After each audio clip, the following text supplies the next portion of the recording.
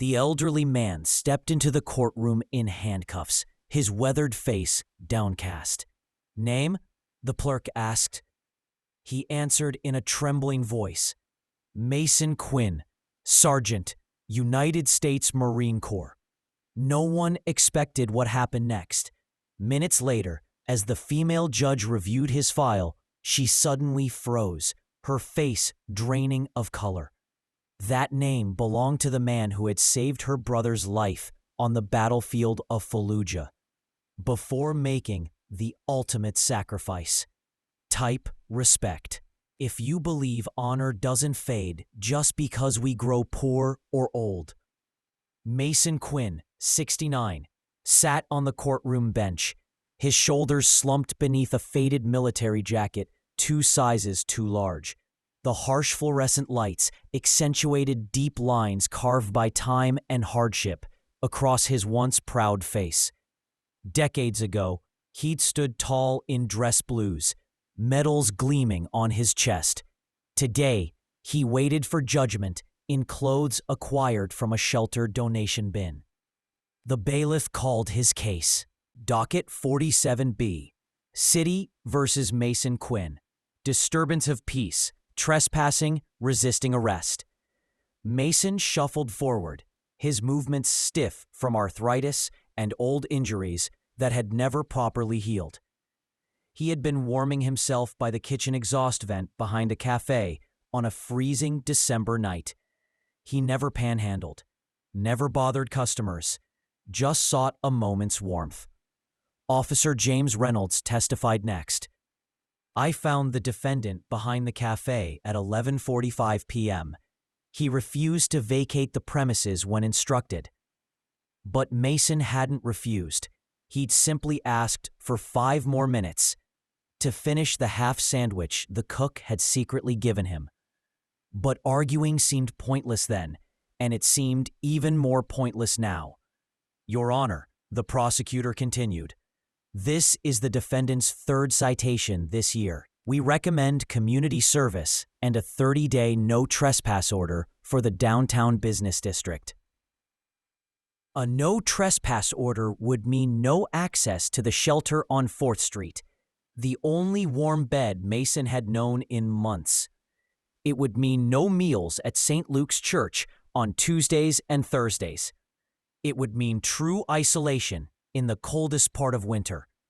"Mr. Quinn," Judge Olivia Parker addressed him directly, "do you have representation today?" Mason shook his head. The public defender assigned to him had been called to another courtroom for an emergency hearing.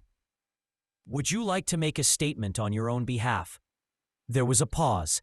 Then Mason quietly said, "If I may, yes." But before he could continue, the courtroom doors opened. A distinguished man in an expensive suit walked in. Approaching the public defender's table, he addressed the court. "Your Honor, Alexander Rossi for the defendant. I apologize for the interruption, but I've been retained to represent Mr. Quinn." Mason looked up, confused. He hadn't called anyone. He couldn't afford a lawyer, especially not one in a suit like that. "This is highly irregular," Judge Parker noted. "It's a very recent development," Rossi replied smoothly. "I'd request a brief recess to confer with my client." The judge studied him, then Mason. "The court will take a 15-minute recess," she announced, rising suddenly and disappearing into her chambers. Mason turned to the stranger beside him. "I don't have money for a lawyer." "You don't need any," Rossi replied quietly. "The firm of Williams, Rossi, and Parker is handling your case pro bono." Mason frowned. "Parker? Like the judge?" "Exactly like the judge," Rossi confirmed. In her chambers, Judge Olivia Parker removed her glasses with trembling hands. 20 years on the bench had taught her to maintain composure, no matter what appeared before her court. But nothing had prepared her for this. She opened her desk drawer and pulled out a worn photograph.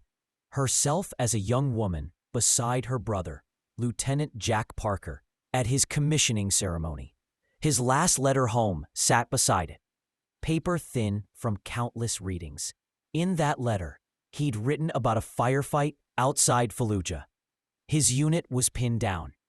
If not for Staff Sergeant Quinn, Jack had written, none of us would have made it out. He ran through gunfire, reached a fallen Marine, and provided cover so others could evacuate. 2 weeks later, Jack had been killed by an IED. At his funeral, a Marine had approached her family. "Your son saved my life," he'd said. "I was the one he pulled to safety before." He hadn't finished the sentence. He didn't need to. That Marine was Mason Quinn.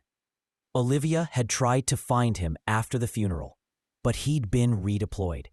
Years later, she learned he'd been discharged after suffering severe PTSD and a traumatic brain injury. And now, 20 years later, he was in her courtroom, homeless, alone, and unrecognized. A knock interrupted her thoughts. Alexander Rossi entered. "It's him, Alex," she said, showing him the photo. "The Marine who saved Jack." Rossi's eyes widened. "The one you've been trying to find for years?" She nodded. "What happened to him?" she asked. Rossi replied, "PTSD after his final tour. His wife left.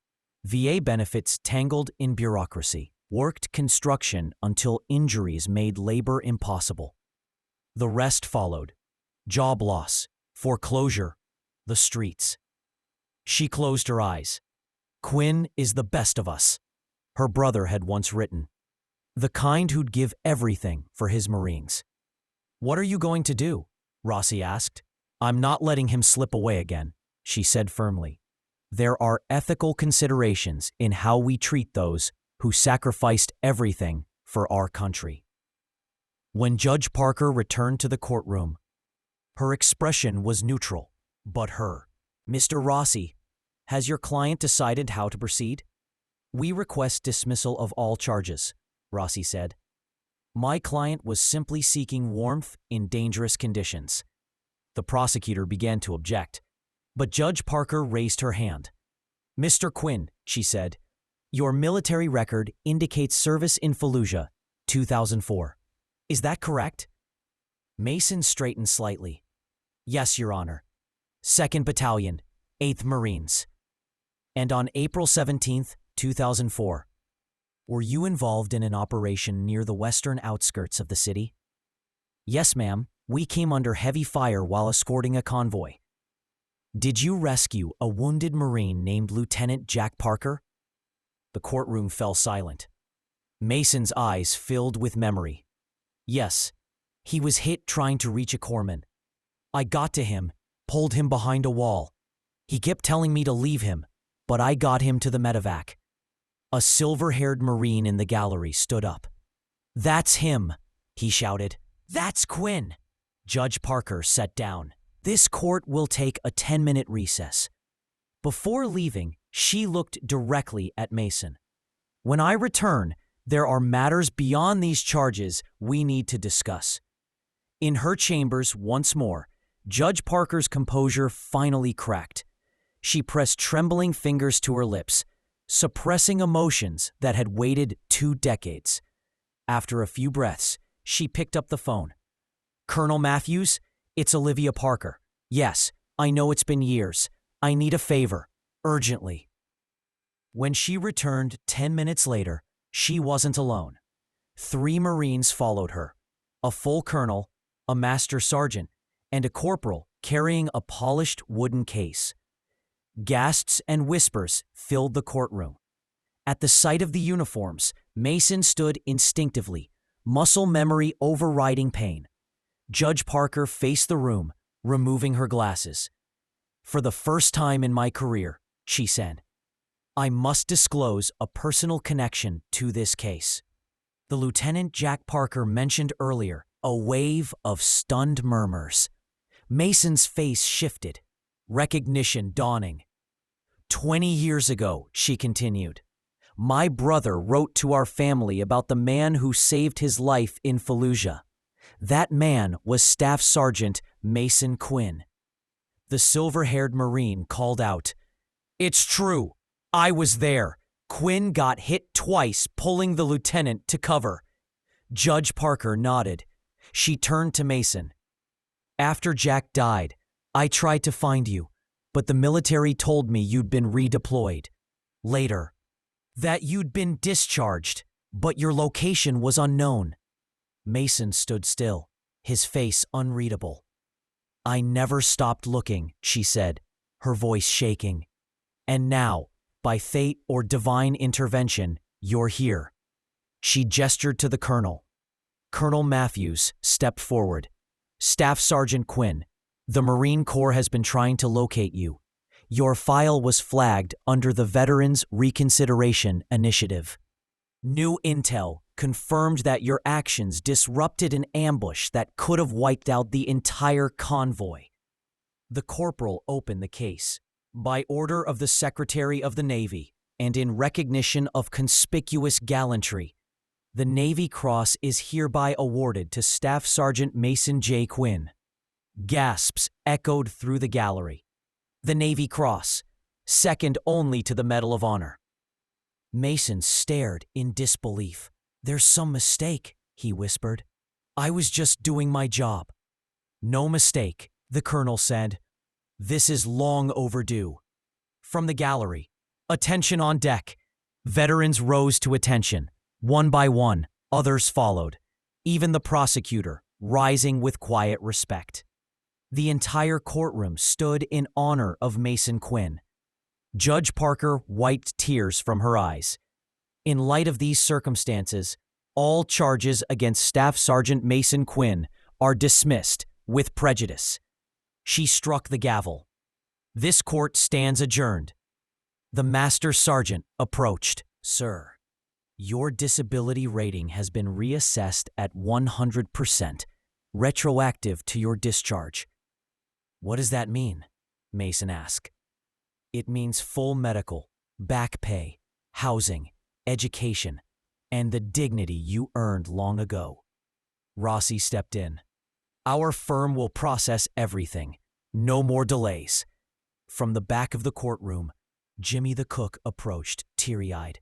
My dad always said a Marine saved his whole unit. If I ever met a Mason Quinn, I owed him everything. I never realized it was you. Even the prosecutor came forward. Sir, I had no idea. Please accept my apology. Judge Parker left the bench and walked directly to Mason. The only decoration, a frame holding his Navy Cross, Purple Hearts, and old medals Rossi had recovered from an auctioned storage unit. A knock at the door. Judge Parker stood there, casual, out of her robes, holding a box. May I come in, Sergeant Quinn? Please, just Mason, he said. Then I'm just Olivia, she smiled. They sat in the small living area, awkward at first. I brought something, she said. Letters. From Jack. This one mentions you. Mason unfolded the paper with trembling hands. It read, Mom and Dad, don't worry, I'm safe. Thanks to one of my NCOs. Staff Sergeant Quinn did something yesterday I still can't believe. He moved through fire that should have dropped anyone. He wouldn't leave me, even when I ordered him to. Said no Marine gets left behind on his watch. Mason's voice broke. He wrote about you often, Olivia said softly. Said you were the kind of Marine he wanted to become. Mason looked down. He was a good officer. Young, but he cared about his men. That's rare. I started the Veterans Corps program, the housing initiative, because of Jack. Because of what he wrote about you. She paused, then added, the day Jack died, he was leading a patrol to find insurgents targeting civilians. He volunteered. His last letter said he was trying to live up to the example you set. That hit Mason harder than any injury ever had. For 20 years, he'd wondered if saving Jack only prolonged the inevitable. Olivia, he whispered, all those years on the street, I thought no one remembered, that it meant nothing. It meant everything, she replied, to Jack, to those Marines, and to me. As she stood to leave, She placed a hand gently on his shoulder. Jack used to say, "The measure of a Marine isn't what he does when people are watching, but what he does when no one is." You live that truth, Mason, even when the world looked away. He scooted straighter than he had in years. "Someone remembered my name," he said, almost in disbelief. After all this time, someone remembered. In that quiet moment, something long broken began to heal. Not just for Mason Quinn, but for everyone who'd ever been forgotten despite giving everything. Honor doesn't require glory. Sometimes just recognition is enough to help someone stand tall again. Don't let anyone be left behind. Everyone deserves to be heard, respected, and remembered. If you believe that too, comment, respect, and subscribe to Talus Strength to help us share more stories that touch the heart.